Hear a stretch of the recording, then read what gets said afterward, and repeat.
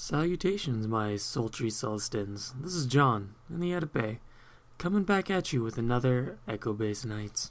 This week, Ian, my strong opinion co-host of Hoth Topics, reflects on a few conversations he had recently with the film crew of an indie film he was helping out on. And now, because I cannot figure out a clever way to segue into this conversation without pointing out it is in itself a segue, let's jump right in. Hey, John. Heyo. I've got some things I want to talk about. Gross. Yeah, I know, right? As you know, over the weekend, I was up in LA on a film shoot doing a short film with a really cool group of people. I don't know if you follow the short film scene, but if you see a movie called Breathe, go see it. I worked on it. But the cool thing about it is I got to hang out with all these people who are kind of involved in the film industry a little bit more than I am. They all live up there and work on these things. I'm still going to school. But one of the days I was on set, I wore my familiar Darth Vader Like Rogue a One. nerd. Yeah, like a nerd. My Darth Vader Rogue One t-shirt. And it sparked some conversations when we weren't doing takes. It was kind of cool. And I thought I would share some of these opinions with you. Get your take on it. That's me. Yeah. So, now these are all off of memory. I remember all y'all names, but if I misquote or something, I'm sorry. Let us know. I will correct it later down the line. But that is considering if any of these people actually are going to listen. But they were all really cool.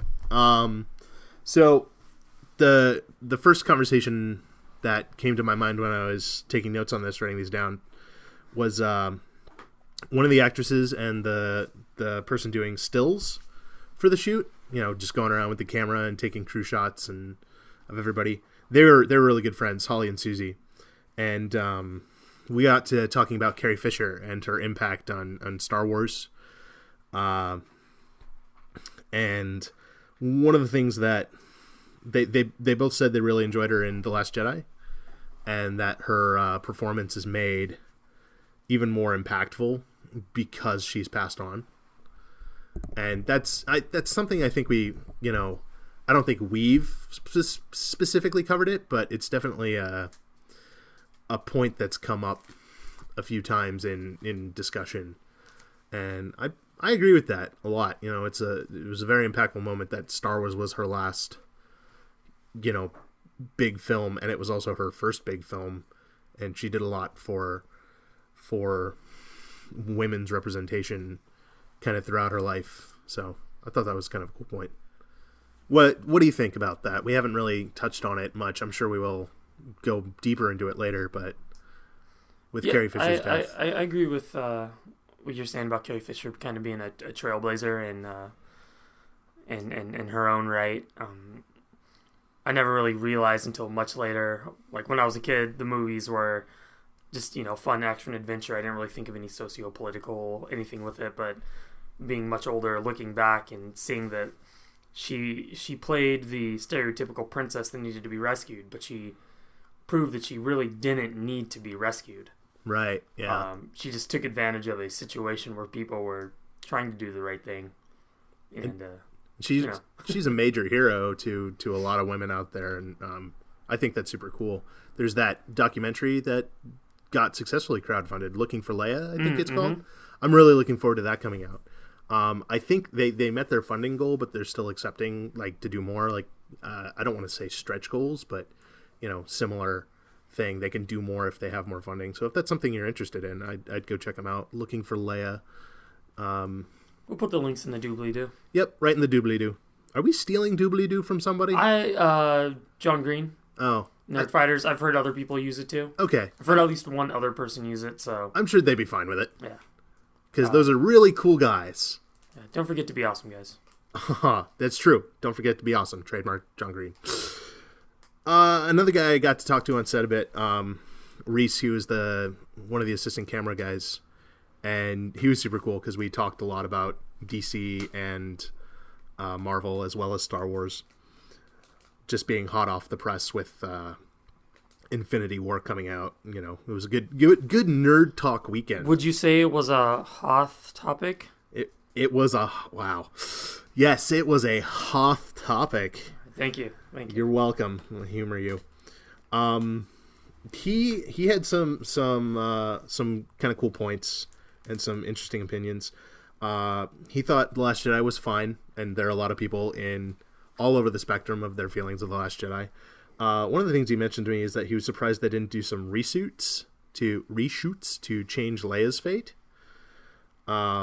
Which I thought was an interesting point, because we've had a discussion before where we were saying, you know, it might have been very interesting and super impactful if Leia had died earlier on in that film when Kylo Ren attacks the ship and his wingman blows up the bridge before she does the Superman. Right, before she does the Superman thing.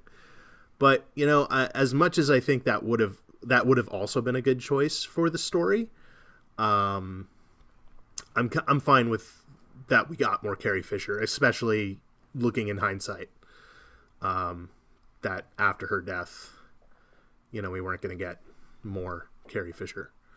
Be interested to see what they do with that story point in episode 9.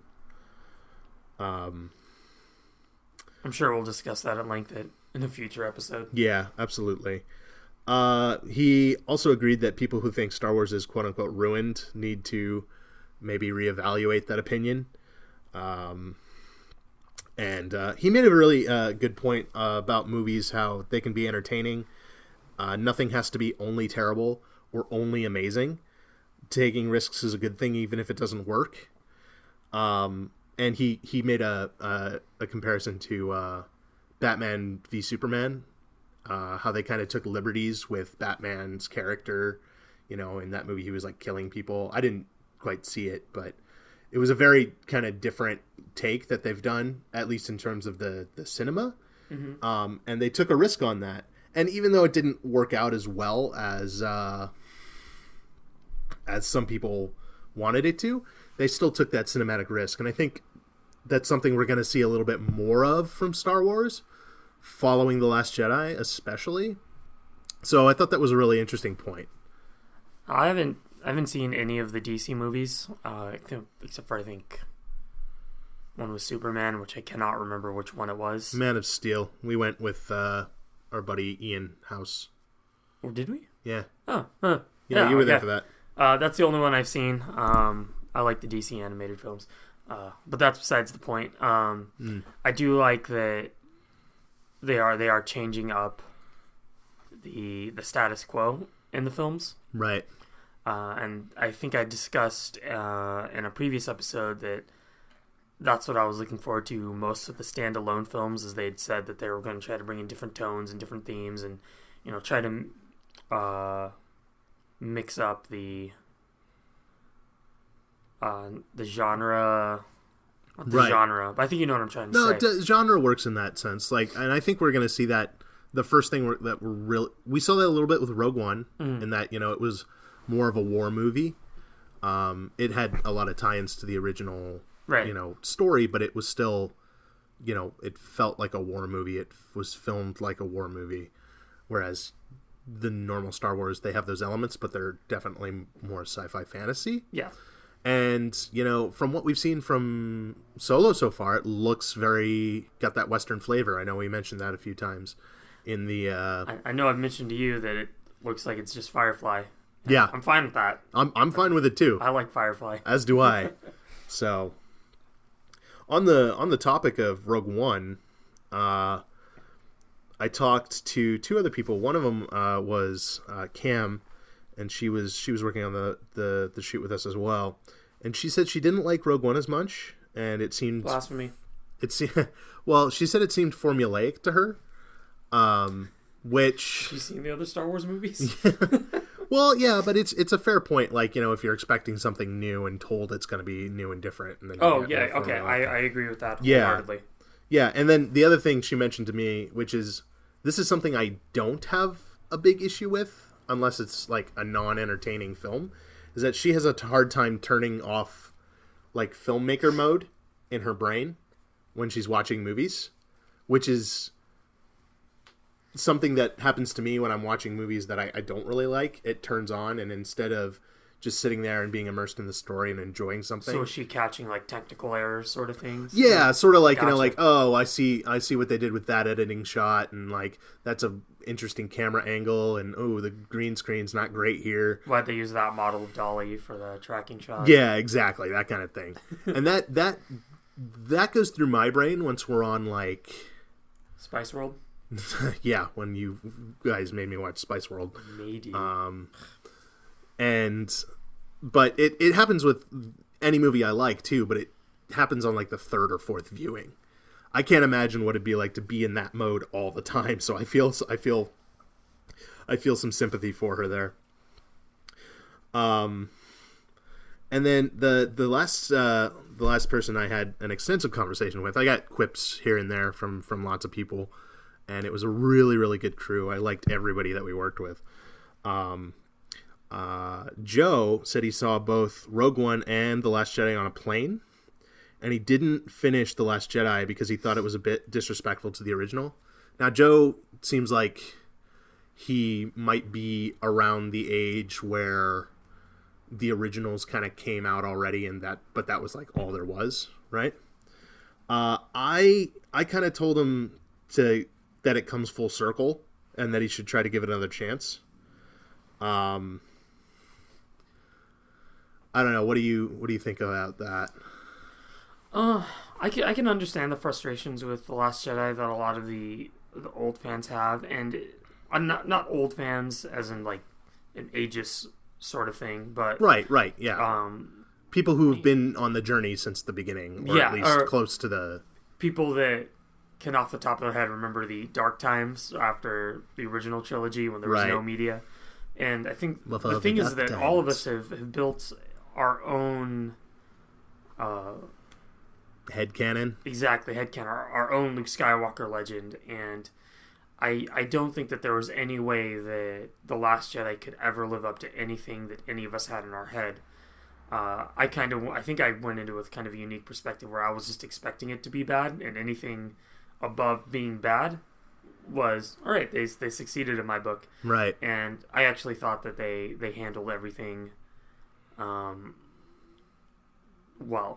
Yeah, I wouldn't say amazing. I mean, there are flaws in the movie. I mean, there's flaws in the original trilogy. I know people can talk about flaws for days in the prequels. Absolutely, but at the end of the day, it's still a Star Wars. Right, it's still Star Wars. We're still in that world and immersed in this culture that is world spanning and generation spanning. And I know you and I talked about after it came out how different it was, but I think we also agree that the franchise has to take drastic changes if it wants to stay fresh. Yeah, fresh and relevant. It can't just be the hero's journey over and over and over again. Right.